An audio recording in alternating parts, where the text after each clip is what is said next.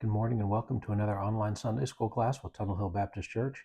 As always, we like to begin by reminding you that we here at Tunnel Hill Baptist Church believe that Jesus is the Christ, that he's the Son of the living God who lived a perfect life and died a sacrificial death for your sins and for mine, and that he rose from the grave 3 days later to give us new life in him. If you'd like more information about what it means to make Jesus Christ your Lord and Savior, we would invite you to follow the link in the description. This will take you to a full gospel presentation. It'll also show you how to respond to the gospel and how to connect with Tunnel Hill Baptist Church. If you live in the Hardin County, Kentucky area, we would love to invite you to join us for worship right here at 11 o'clock on Sunday mornings. We are both in person and online through Facebook Live. If you do not live in the Hardin County, Kentucky area, we still want to connect with you because we want to help you find a Bible-believing church where you do live. As we continue on in our study of the book of Numbers and Deuteronomy, we are in session 7 today, which is titled Instructions Given. And we're going to be looking at Numbers chapter 33, verses 50 through 56, as well as Numbers chapter 34, verses 13 through 15.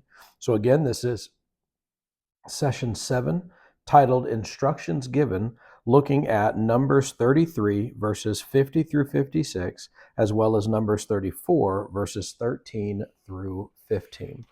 As we begin our study this morning, I want to take a moment and read the opening paragraph of the Personal Study Guide, and it begins by saying these words. Excuse me. It says, "We've all seen it. The for sale sign is removed from the plot of land. Workers show up and conduct the survey.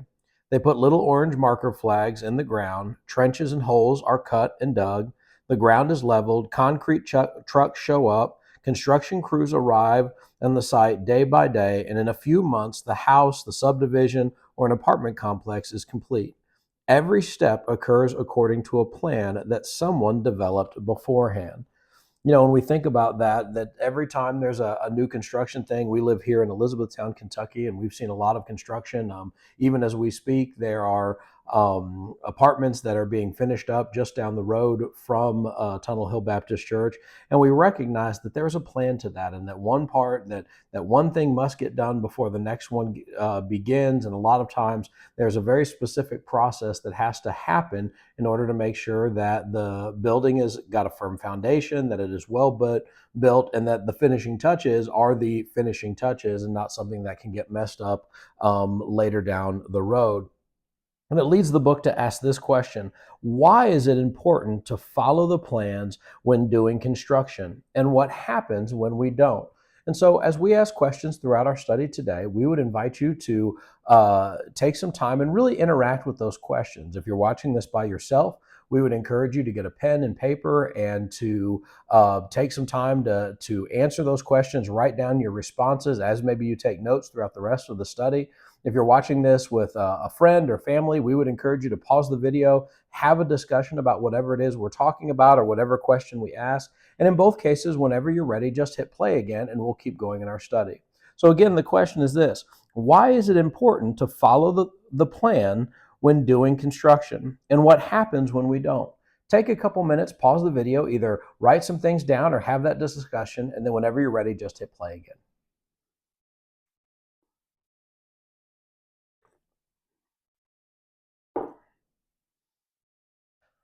All right, so what happens when we don't follow the plan, and especially in the area of construction? Well, a lot of big things can happen. One, if a foundation is not properly laid and the concrete allowed to solidify, then if you start building on top of it, you're going to have huge errors and huge mistakes.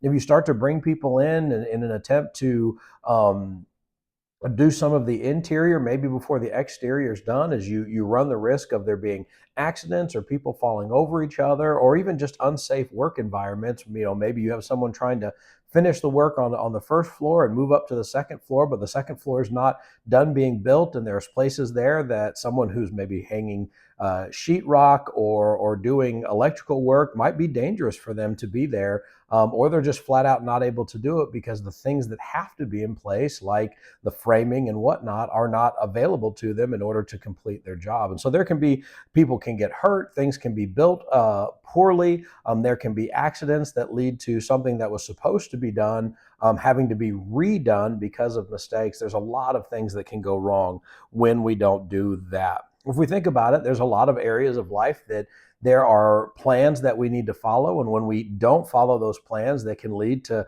disastrous results, whether it's something like construction or maybe something like cooking or even building a piece of furniture or anything like that. Often there is a plan and a process that needs to take place. And if we try to skip steps along the way, we can find that it leads to disastrous consequences.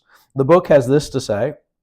It says, as we study the last session of the book of Numbers, we will see God's instruction to the Israelites for occupying the land of Canaan. We will read the promises God made to Israel if they were faithful in obedience. But as you look at these verses, reflect on how important obedience to God is for the health of our church and for our own spiritual growth. Let's dive into our study. We're going to begin in Numbers chapter 33, and we're going to begin by just reading the first few verses. We're going to read verses 50 through 53. And I want you to understand that in these verses that there is specific instructions that God is giving regarding Israel and the promised land. So he's giving them some very specific instructions, and we're going to be looking into those today. So we're going to read verses 50 through 53 of Numbers chapter 33. And I want you to really take notice of what directions God gives to Moses for him to then pass on to Israel. Picking up in verse 50, we read these words. It says, the Lord spoke to Moses in the plains of Moab by the Jordan across from Jericho. Tell the Israelites, when you cross the Jordan into the land of Canaan, you must drive out all the inhabitants of the land before you destroy all their stone images and cast images and demolish all their high places. You are to take possession of the land and settle it, and take possession of the land and settle in it, because I have given you this land to possess. All right, so as we dive in to this one, we notice that there are commands that God gives to the nation of Israel, and there's two very specific commands here. The first one is that God commands them to drive out the Canaanites. And he's saying, listen, these people that are here, and this is a kind of a part of a much bigger act of judgment by God. You know, there might be some who would say, well, why is he doing this? And the reality is he says this even in Genesis. In fact, we can go all the way back to the book of Genesis, and he says that ultimately the Canaanite people were going to reject God, and that by the time Israel would come back and go to possess the land, that they were so sinful and so wicked and so caught up in their idolatry and in their pagan worship and all that stuff, that they were really wicked people, and that this was part of God's judgment of these people. And he says, listen, you need to drive these people out.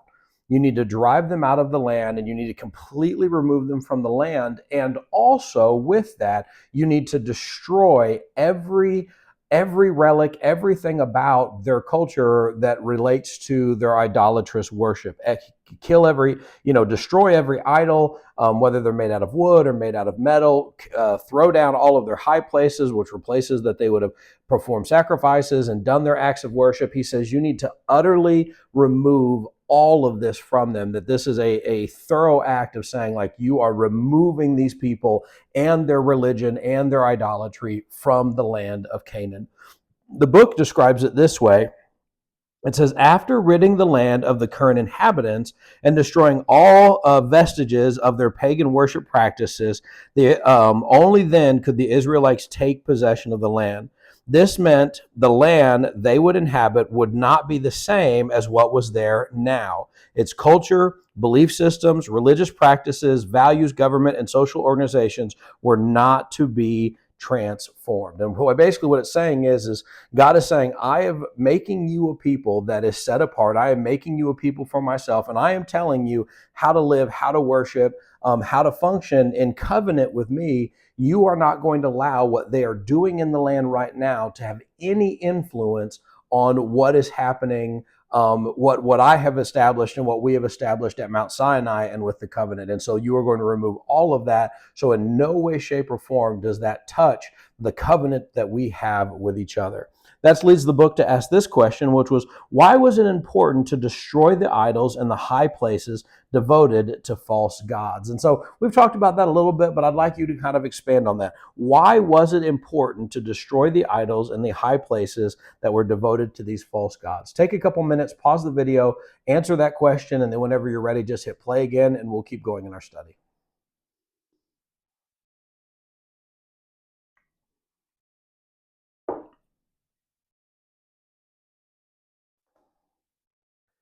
All right, so why is it? Why was it such a big deal that God said you need to remove this? You need to take care of this.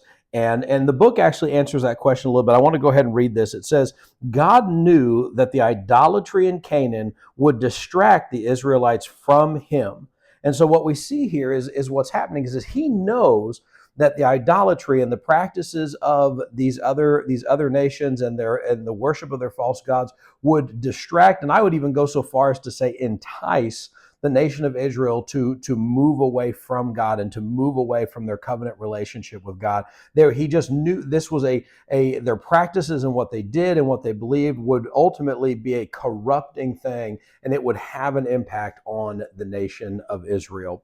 The book goes on to say this. It says, as we continue the study, notice that those instructions came with both promises as well as consequences. And so let's dive into our study and look at what is the consequences of obedience or disobedience. And so we're going to look at verses 54 through 56. And I want you to really listen for God's promises and consequences for failing to follow his directions.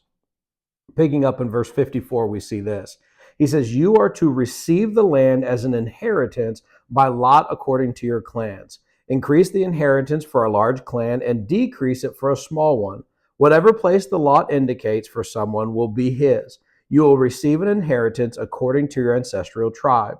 But if you don't drive out the inhabitants of the land before you, those who allow you to remain will become barbs for your eyes and thorns for your sides. They will harass you in the land where you will live, and what I have planned to do to them, I will do to you. So let's think about this a little bit. What promises and what consequences are available here? Well, the promise begins with how he kind of explains the land and what's going to happen. He says that when you receive the land, once you conquer the land, you're going to get an inheritance, and that you're going to do that by lot. This is a way to allow it to be impartial and allow God to kind of distribute as needed. Larger tribes would get more land, smaller tribes would get less land. It was going to be an equal thing, and everybody would get the land that they got. But there is a beautiful thing that's happening here where God is saying, I am going to take care of everyone. Look at what it says. Whatever place the lot indicates for someone will be his, and you will receive an inheritance according to your ancestral tribes. And so the promise is, if you go into the land and if you take the land, which really by this point, God's not speaking in ifs. He's saying when you go in, he knows, or he's assuming that they have learned their lesson. He says, when you go in, when this happens, and when you conquer the land, I will take care of you. I will give you an inheritance. I will take all of you. No one's going to get special treatment. No one's going to get poor treatment. Everybody is going to be taken care of. You will have land. You will have a place. You will have a home, and it will be yours. And we're talking about a nation that has existed for centuries as slaves. And they have been slaves for years and years and years. And now they're being told that you are no longer a slave. You are going to receive land. There is going to be a place that is yours. And you do not owe anything to anybody. This is you. This is your property. You will own this. This is your land. This is wonderful news and a tremendous promise. But then with that also comes the consequences. And he says, but if you don't drive out the inhabitants of the land before you, if you allow them to remain. So all of this is contingent on that. He's saying, listen, and really what we ultimately see happen is they get the land and everybody gets their allotment. But then there was kind of a part of that even once you got your land, it was your responsibility to move those people that did live there. If you had not formally removed them, that you still had to go in and say, this is no longer yours. Either move along or go to battle with them, whatever you needed to do. And he says, if you don't do that, they're going to be a problem. And notice how he describes it here. He says, they will be like a barb for your eye and a thorn in your side, and they will harass you in the land where you live. And not only that, but along with that, so not only will those people become a problem for you, but God also says, and then I will become a problem for you, because what I was going to do to them, the judgment and the reckoning that was theirs from God would now be yours, and you would see it both ways. The book says it this way.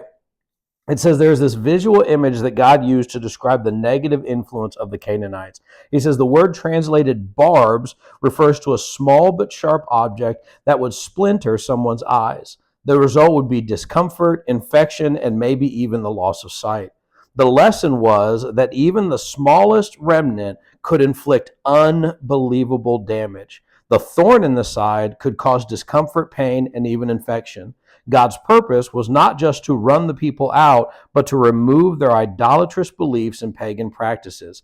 God knew the damage that these traditions would do. And so these are the consequences. He says, listen, even if you leave a little bit in, even if you leave any of them, they will be even the smallest thing, like a splinter in the eye or a thorn in the side. These small, tiny things can have like huge problems. And ultimately, we're talking about, in this time in Israel, an infection could kill you. They didn't have penicillin. They didn't have those type of things. He's saying, listen, even something small, like a small barb, like a splinter in the eye or a thorn in the side, can lead to huge problems. And if you leave even a small amount of these Canaanites, of these people in your land, they will be like that, and it will lead to huge problems, including huge problems between you and I. This leads the book to ask this question, which is, what principles do you glean from these verses that can help you live a life of obedience to God? So obviously, we're not driving out Canaanites. We're not treating people in this same way today. But what should we learn about obedience? What should we learn about being obedient to God's commands from this passage? Take a couple minutes, pause the video, answer that question, and then whenever you're ready, hit play again, and we'll keep going in our study.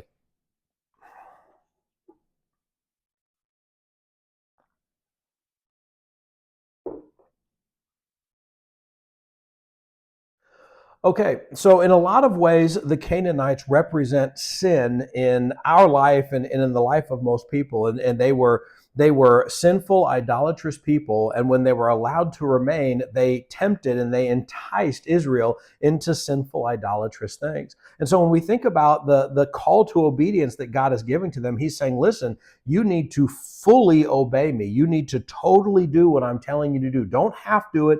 Don't 3/4 of the way do it. Don't 9/10 of the way do it. You need to totally do it, because if you even leave a little room for sin and a little room for temptation and a little room for idolatry, it will take over.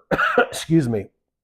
It will absolutely take over. And I think that's true of sin in our life too. When God calls us to follow him, he is calling us to crucify our flesh, to put to death sin and the effects of sin in our body, and to fully surrender ourselves to him. And it's true, we don't really do that. But what we can see is when we allow sin to even have to get a small foothold, or just get a little piece of us, that sin will always have a much bigger impact on us than we realize. It will take more than we want to take. It'll take us further than we want to go, and it will cost us more than we want to pay. And that's just the nature of this. We need to say that, God, I am going to obey you. And when we recognize sin in our life, we shouldn't try to make excuses for it. We shouldn't try to cover it up. We shouldn't try to do anything that will allow that to grow and to fester and to create a much bigger problem for us, because we've left sin unchecked.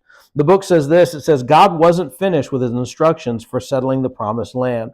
Upon entering Canaan, he would direct the people to divide the land tribe by tribe. And so we're going to actually flip over to the next chapter, and we're going to go over to chapter 34 now. And in chapter 34, we're going to look up at verses 13 through 15. And I want to read this statement from the book before I read our passage today. It says this: the opening verses of the chapter, this is chapter 34, delineate the geographical boundaries of the land of the Israelites were to inhabit. Doubtless, the spies who scouted the land gave information to Moses, information he used to describe the land to be inherited. The property division were not decided by human ingenuity or design. It was according to what the Lord had commanded. And so as we look at verses 13 through 15, I want you to look at I want you to notice that this is going to be focusing specifically on some of the tribes that wanted to live to the east of the Jordan River, the 2.5 tribes that that wouldn't take the land on the other side of the Jordan River, but nevertheless would help in the conquest of the land. So we're picking up in verse 13, and it says this. So Moses commanded the Israelites, "This is the land you are to receive by lot as an inheritance, which the Lord commanded to be given to the 9.5 tribes. For the tribe of Reuben's descendants, the tribe of Gad's descendants, have received their inheritance according to their ancestral families. Half of the tribe of Manasseh has received its inheritance, and the 2.5 tribes have received their inheritance across the Jordan, east of Jericho, towards the sunrise." And so what we see here is he says, listen, this is what's going to happen when you get over there. You're going to receive your inheritance as the Lord has commanded you. And the ones that have chosen to keep the land that's on this side of the Jordan, that's on the east of the Jordan, they will get their land as well. The Just kind of looking at what the book says, it says, while Israel remained politically and geographically important, it is most vital because this is the land where God sent his son and where he launched the gospel to the ends of the earth. And so we are reminded from this passage that the land of Canaan is significant, and it would be the place where Christ would ultimately be born in Bethlehem and where he would be crucified in Jerusalem. The blessing of the Israelites finally having their own land was upon them. And I want to ask this question, and then we're going to start to wrap up our time together. And the question is this, how do God's promises serve as a motivator to remain faithful to him? And should they do that? And then take some time to kind of explain your answer. So as we see the nation of Israel taking the land, the promise of the land, it's going to be there already. Some of them have received that inheritance already. We see that Reuben and Gad and part of the tribe of Manasseh have received their inheritance. This was going to motivate them to continue in obedience and to continue to do what God's commanded. How does that work? How does God's promises serve as a motivation to remain faithful? And then should it not? Explain, and then kind of give us why you think that. Take a couple minutes, pause the video, answer that question, and then we'll start to close out our time together.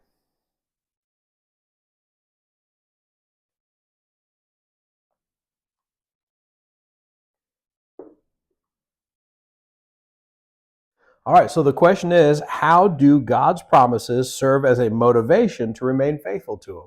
And I would say it's one of those things that often we're given those as a conditional. If we follow him, if we trust him, if we stay obedient to him, we will experience these blessings and these favors. And I think those are motivation, especially when, like in the case of Israel here, where you get a taste of that, where you recognize, hey, if I'm following God, he gets me through it. He helps me endure. He helps me get to the other side of that. That's going to encourage you and embolden you even to continue to be more obedient, even in tougher times and even in harsher situations. I think it absolutely does.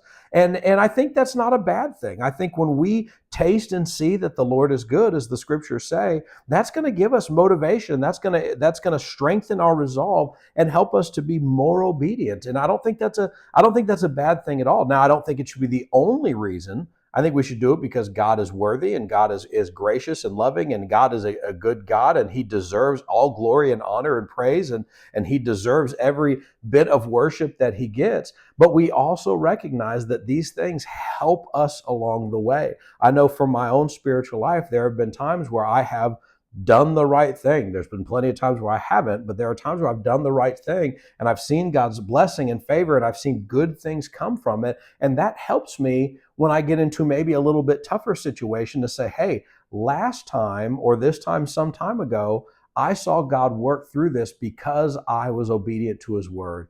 I'm going to be obedient to his word this time because I know what he can do, and I know that God will honor that, and God will see that and respond to that. And so, yeah, I think that's absolutely a motivator, and I don't think it's a bad thing that it is. And so I would encourage you, look for how God has proven his promises, where he has shown and revealed to you how his promises are true and faithful, and use that as fuel for your obedience.